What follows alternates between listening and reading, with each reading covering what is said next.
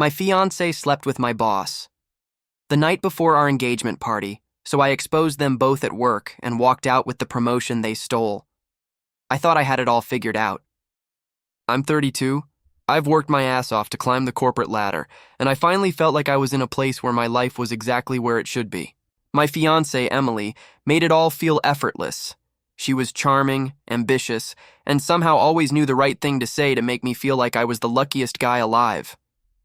We'd been planning our engagement party for months, obsessing over guest lists, seating charts, and the perfect menu.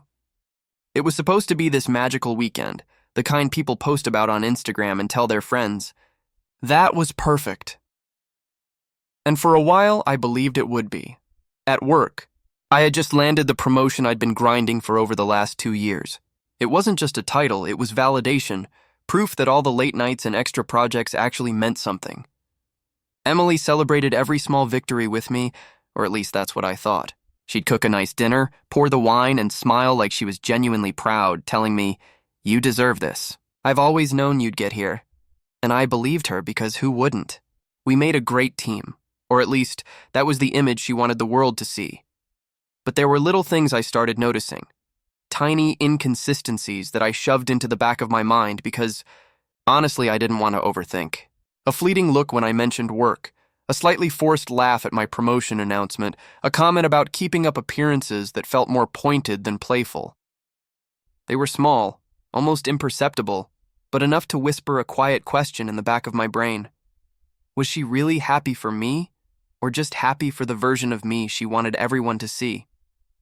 Despite those small nagging doubts, I tried to focus on the love, the excitement, and the future we'd built together. I brushed off the tiny cracks in our picture-perfect bubble. After all, this was supposed to be the happiest time of my life, the dream engagement, the start of forever. But deep down, I couldn't shake the feeling that something was off, like a shadow lingering behind the bright, glittering lights of our plans.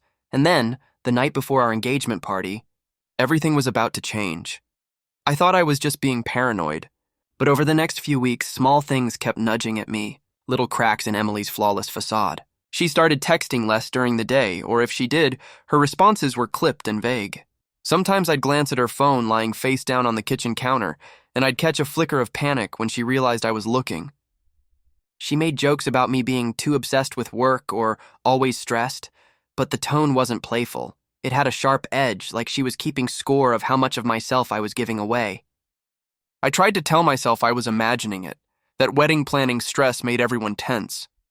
At the same time, work wasn't exactly a safe haven. My boss, Mark, had started acting different. He would drop vague hints about the promotion, praise me excessively in meetings, and then call me into his office for one-on-one sessions that dragged late into the evening. I told myself he was just mentoring me, but sometimes the way he lingered a little too long on compliments or leaned in a little too close gave me an uneasy feeling I couldn't shake. Still, I had deadlines to meet and bills to pay. I couldn't afford to read too much into anything. Emily, meanwhile, had started hosting impromptu brunches with her friends, and I noticed subtle comparisons in her conversations, comments about other couples, other successes, other lifestyles. It wasn't outright jealousy, but it had that sharp sting beneath the surface, the feeling that she measured her happiness against everyone else's. I began noticing the way she lingered over her reflection before leaving the house, how she whispered compliments to herself instead of me. One evening, as I poured us a glass of wine, I tried to bring it up gently. "You've seemed distant lately. Everything okay?" She smiled, but there was a flicker of something cold behind it. "Don't worry about me.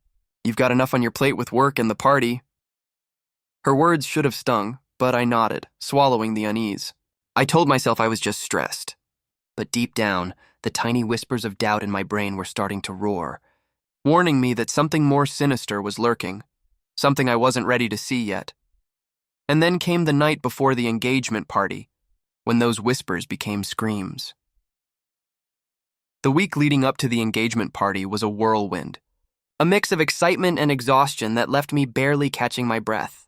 Emily had become consumed with the tiniest details, the way the flowers were arranged, the font on the invitations, the precise order of the playlist.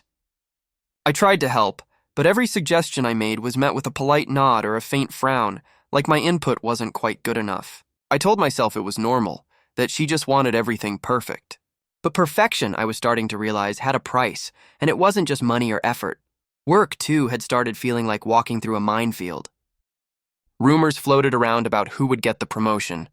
I overheard colleagues whispering when I passed by, "Did you hear Mark is reconsidering who gets it?" Or, "I think he's leaning toward someone else."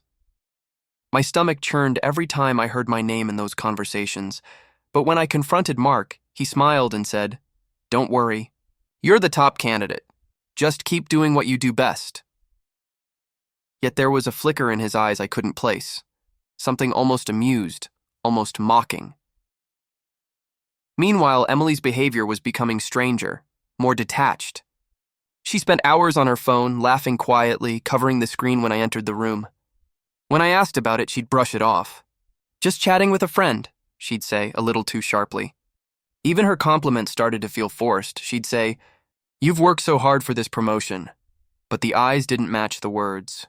Despite everything, I tried to focus on the party, the one moment where we'd celebrate our love and our future together. I imagined smiling faces, clinking glasses, and the sense of pride I'd feel walking in as the man whose life seemed finally aligned. But each time I looked at Emily, I couldn't shake a sudden prickling unease, like a shadow crawling at the edges of my happiness. And that night, before the engagement party, the unease crystallized into something I couldn't ignore. Something happened, something I would never forget, and something that would change everything. I thought I was just tired when I left the office late that night, running over last-minute notes for a client presentation.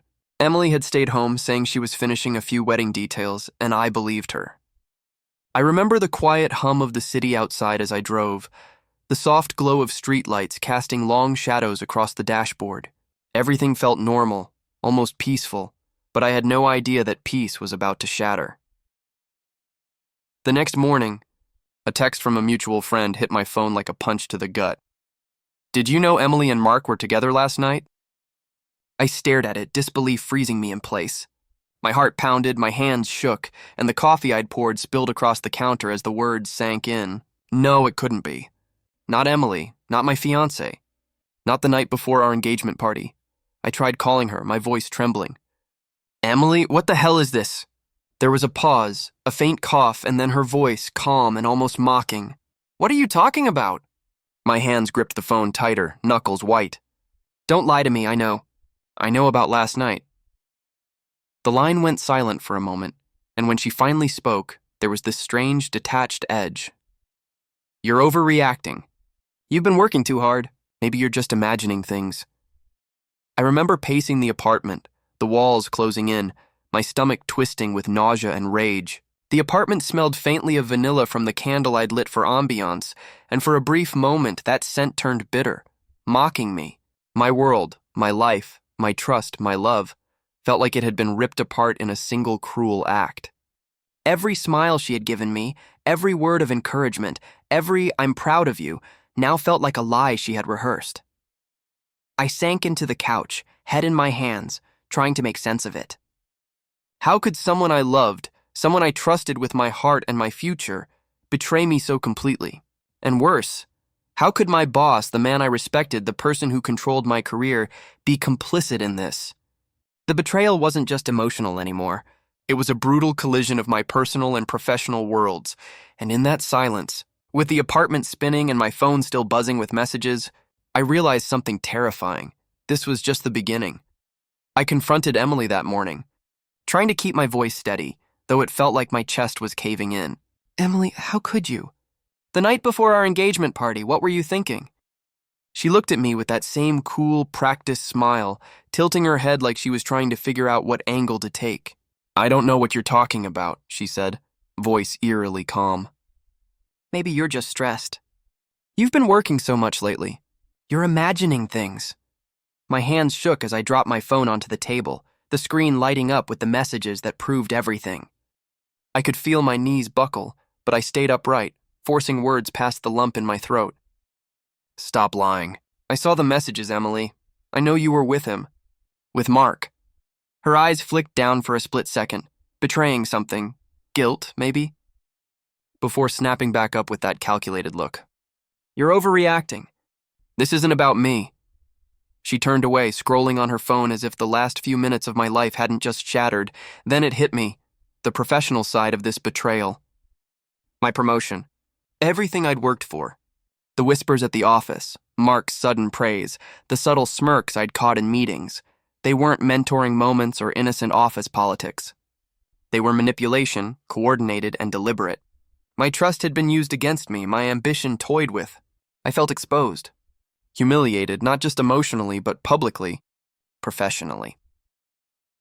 I remember standing in the middle of our apartment, the sunlight hitting the hardwood floors, feeling the weight of every lie, every betrayal. The smell of coffee mixed with the faint floral scent of her perfume, and it made my stomach turn. I realized how deep the deception went, how entwined my life had become with someone so duplicitous. My phone buzzed again. More texts, more evidence piling up in front of me. I sank onto the couch, feeling numb, the betrayal pressing in from every angle. And somewhere beneath the anger, fear took root. If they'd done this once, what else had they planned? I knew in that moment that everything was about to escalate. I spent the next few hours in a haze, staring at my laptop, my phone, and the stack of evidence that confirmed everything I already feared. Screenshots, texts, emails, proof of Emily and Mark's betrayal.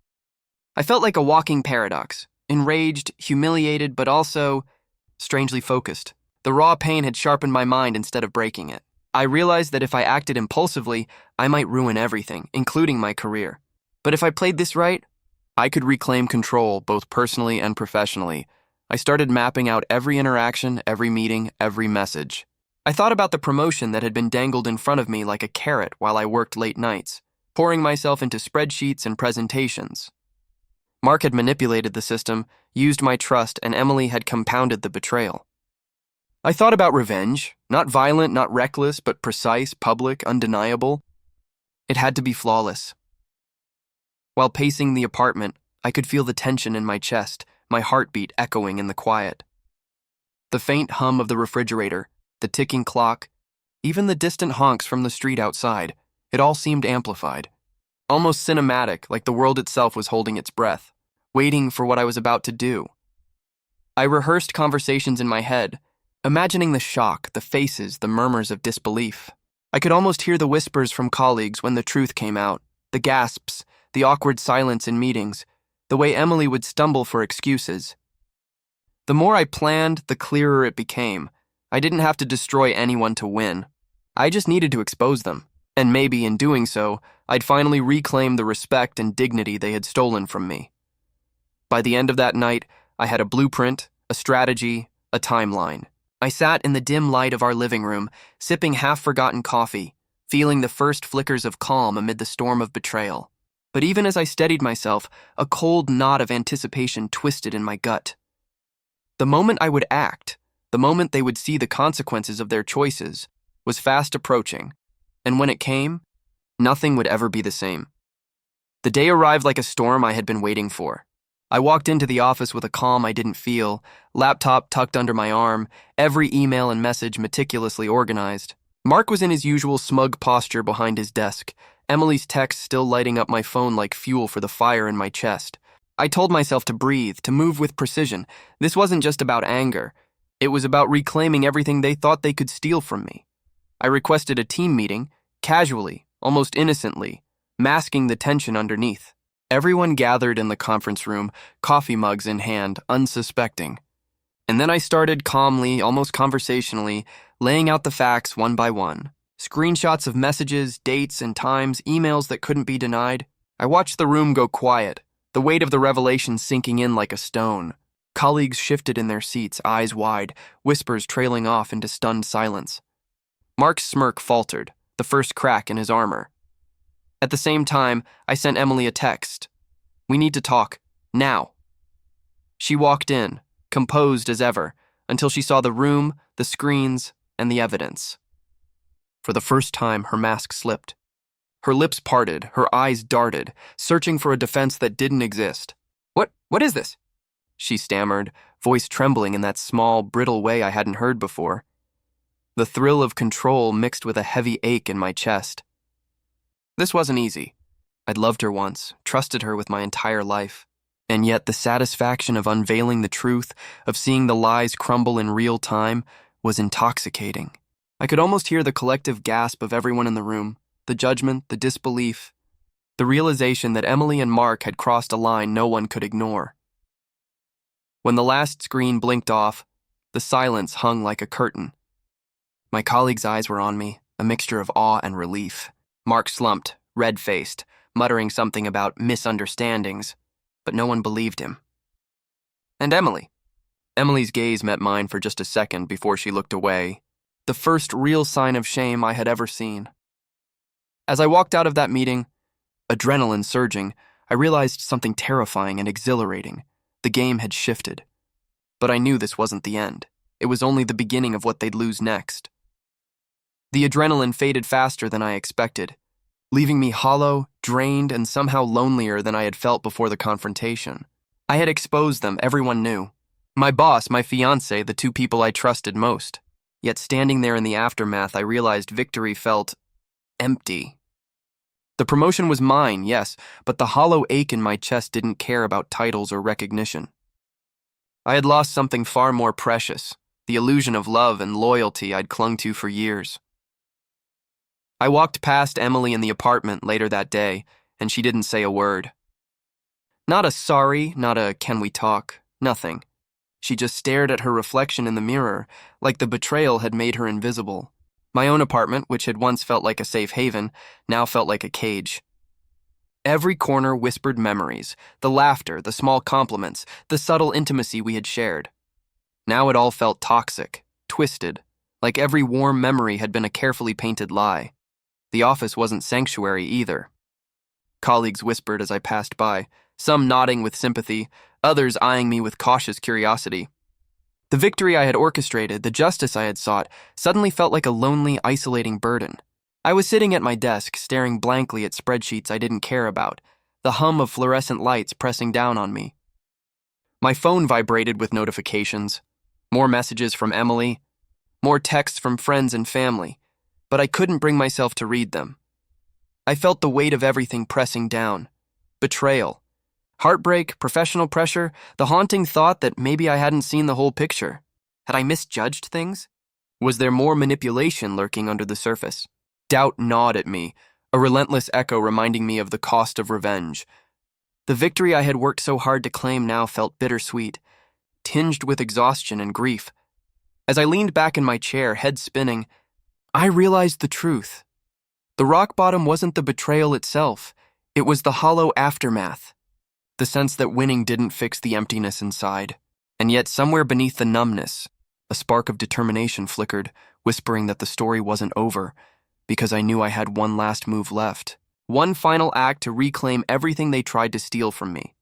A few days later, everything began to shift. The HR investigation I had quietly triggered after the confrontation concluded, and the results were irrefutable.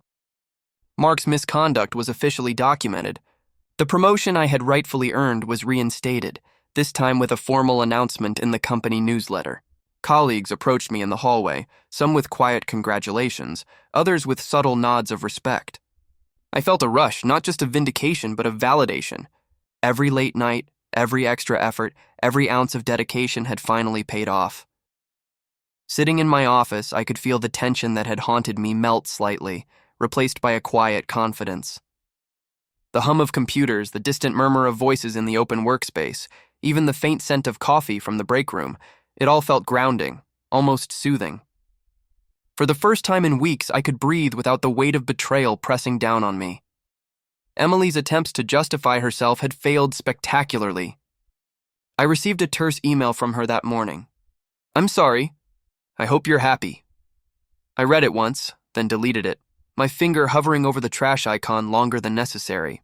It was a small act, but symbolic, a line drawn, a closure I hadn't felt possible before. The people who mattered, my colleagues, my friends, my family, knew the truth. Even better, the promotion came with recognition, authority, and autonomy I had been denied under Mark's manipulation. Meetings that once felt like minefields became arenas where I could lead, make decisions, and finally shape the path I had envisioned for myself. The thrill wasn't just about power. It was about reclaiming respect. asserting my competence, and knowing I had navigated a maze of deceit without losing my integrity. And yet, as I looked out the office window at the city skyline, I realized the professional victory, though sweet, didn't completely heal the personal wound. There was still Emily, still the betrayal, still the emotional scar. But for the first time, I felt like I could face it, not as a victim, but as someone who had emerged stronger, sharper, and in control of his own life, because sometimes winning isn't just about revenge, it's about reclaiming yourself. After the office drama settled, I knew it was time to deal with the personal side of things. Emily was out of my life, at least that's what I told myself, but the emotional residue lingered. I spent long nights replaying moments in my head. Her laugh, the way she used to say, "I'm proud of you," the warmth I once felt that now felt like poison. I realized that cutting ties wasn't just about punishment. It was about survival, about reclaiming my emotional space and refusing to let someone who had betrayed me dictate my self-worth. The first week without her was brutal. I walked past our apartment, imagining the life we could have had, and my chest tightened. But I made a choice. I wouldn't wallow. I started small, making plans for the weekend, catching up with friends, even spending an evening at the gym, feeling my body reclaim its strength. Every small victory felt like a stitch in the wound, pulling me closer to healing. I also began journaling, something I hadn't done since college. Writing down the betrayal, the rage, the heartbreak, it made it tangible, but in a way that allowed me to process rather than stew. I wrote letters to Emily in my notebook, letters I never sent, letting her words bounce off the page instead of embedding in my heart. It was slow, but each entry chipped away at the anger, leaving behind clarity and a strange sense of empowerment. One night, I finally sat alone reflecting on everything, the promotion, the betrayal, the confrontation. I realized I wasn't just surviving. I was learning, growing, and setting boundaries I should have known long ago. I wasn't defined by Emily's choices, Mark's deceit, or the pain I felt. I was defined by how I responded, by the decisions I made in the aftermath. And as I looked out at the city lights, the weight on my chest finally began to lift. I wasn't just free from them, I was free for myself. The storm had passed, and I was starting to see the calm on the other side, but even in that calm, a small spark lingered.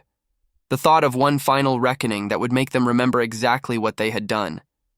Just when I thought the storm had passed, life threw me a curveball I hadn't anticipated. A week after officially reclaiming my promotion and cutting ties with Emily, I received an anonymous email at work. The subject line simply read, "There's more you need to know." My heart skipped a beat. Part of me wanted to ignore it, to pretend the past was settled, but another part, the part that had been burned by betrayal, compelled me to open it. Inside were documents and screenshots I hadn't seen before, more messages between Emily and Mark, but this time revealing a broader scheme. They hadn't just slept together, they had been quietly undermining several of my projects, redirecting opportunities and attempting to sabotage me professionally for months. My stomach churned, but beneath the shock, a sense of grim satisfaction settled in. Everything I had suspected was true, but now I had concrete evidence that went beyond whispers or vague suspicion. I couldn't help the slow, bitter laugh that escaped me in my empty office. They had tried to take everything, my trust, my career, my life, and yet their recklessness had only strengthened my position. The revelation reminded me that sometimes people reveal their true colors, even when you think the battle is over. I called a meeting with HR and presented the new evidence. The results were swift. Mark faced immediate consequences far more severe than before, and Emily's attempts to leverage connections for personal gain were thoroughly blocked. The finality was satisfying, but it also carried a lesson. Betrayal often runs deeper than it seems, and victory comes not from ignoring it but confronting it fully. Later that evening, I sat alone in my apartment, the city lights flickering outside the window, feeling a mix of exhaustion and vindication. I had thought I'd reached the end of the nightmare, but the twist reminded me that life doesn't always hand you closure neatly. It's something you carve for yourself, step by careful step. As I closed my laptop, I allowed myself a small, private grin. They had underestimated me, and that mistake would define the last chapter of this story. But even with justice served, I knew one truth remained. Some scars never fully fade, and some victories are as much about survival as they are about triumph. Months had passed since the dust settled, and for the first time in what felt like forever, I could breathe without the weight of betrayal pressing on my chest. The promotion was mine, officially recognized, and my professional reputation was stronger than ever. Colleagues treated me with renewed respect, and even clients seemed to sense the confidence I carried into meetings. But the true victory wasn't the title or the office accolades. It was the sense of self I had reclaimed, the knowledge that I could survive heartbreak, deception, and manipulation without losing myself. I made a point to create boundaries that I should have set years ago, protecting my time, my energy, and my emotions. I stopped letting anyone, Emily, Mark, or even friends with good intentions, dictate my sense of worth. I spent evenings reconnecting with the people who mattered, friends who had supported me quietly, offering laughter and perspective during the darkest days. I traveled, explored, and for the first time in a long time, allowed myself to enjoy solitude without fear or guilt. Sometimes, I think back to the night before our engagement party, to the moment when I first realized the depth of Emily's betrayal. I still feel a flicker of that hurt, sharp and sudden, like a ghost that won't fully leave. But it no longer controls me. I've learned that betrayal can either break you or teach you resilience, and I chose the latter. I learned to trust my instincts, to value myself above anyone else's manipulation, and to turn a devastating moment into fuel for growth. Occasionally, I hear about Emily or Mark through the grapevine, rumors, whispers, but they don't matter. Their actions no longer have power over me. The life I'm building is mine, grounded in hard work, honesty, and self-respect. The story that began with heartbreak and deception has ended with empowerment and clarity. As I sit at my desk, the city lights reflecting off the glass window, I feel something I haven't felt in years: peace. Not naive, not fragile, but solid, unwavering. I survived. I thrived. And in the end, I didn't just walk away with a promotion, I walked away with myself.